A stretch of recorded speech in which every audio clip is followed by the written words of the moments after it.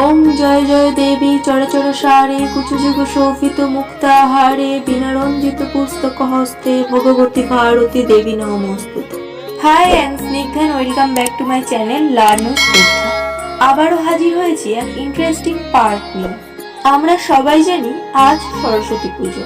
প্রতিটি school, college এবং প্রত্যেক হিন্দু ঘরে ঘরে স্ত্রী পুরুষ নির্বিশেষে এই পুজোয় অংশগ্রহণ করে। এমনকি দেখা যায় স্কুল কলেজের মুসলমান ধর্মের ছাত্রছাত্রীরাও এই বিদ্যার দেবী সরস্বতীর আরাধনা করে। সরস্বতী পুজোর এই দিনটিকে বাঙালির নিজস্ব ভ্যালেন্টাইন্স ডে মনে করা হয়। প্রতি বছর মাঘ মাসের শুক্লপক্ষের পঞ্চমী তিথিতে পালিত হয় বসন্ত পঞ্চমী।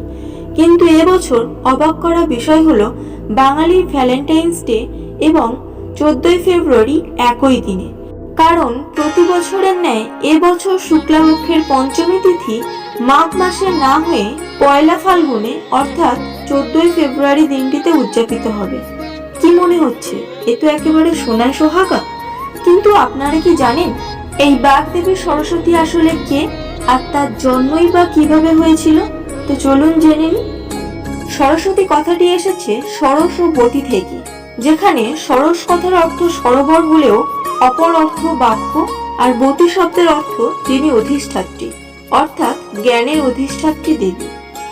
কাহিনী ও পুরাণ অনুযায়ী দেবী সরস্বতী ব্রহ্মার মুখ থেকে উৎপত্তি লাভ করেন।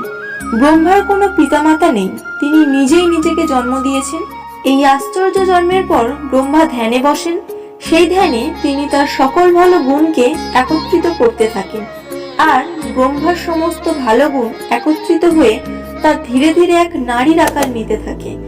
এভাবেই ব্রহ্মার মুখগহ্বর থেকে সৃষ্টি হয় দেবী সরস্বতীর।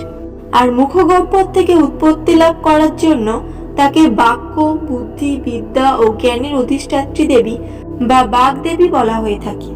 প্রতিটি হিন্দু পরিবারে এই দিন শিশুদের হাতে খড়ি, ব্রাহ্মণ ভোজন ও পিতৃপর্ণের প্রথাও চালু আছে।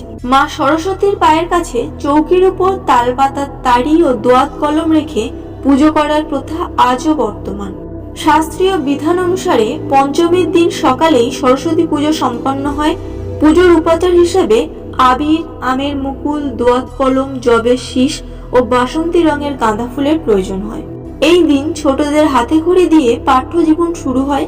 পুজোর শেষে পুষ্পাঞ্জলি দেওয়ার নিয়ম আছে।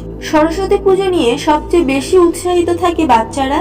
স্কুল থেকে শুরু করে বাড়িতে এই পুজোর মধ্যে তারা বেশি আনন্দ উপভোগ করে থাকে। বিশেষত সরস্বতী পূজা হয়ে থাকে মাঘ মাসে, আর এই মাঘ মাসের সবচেয়ে বেশি জনপ্রিয় ফল হলো কুল।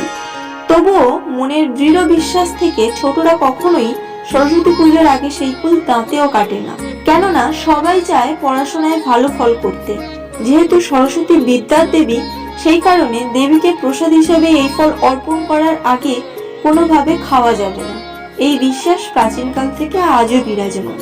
পুজোর পর দিন চিড়ে ও দই মিশ্রিত দধিকর্মা নিবেদন করে প্রতিমা বিসর্জনের মধ্য দিয়ে পুজো সমাপ্ত হয়।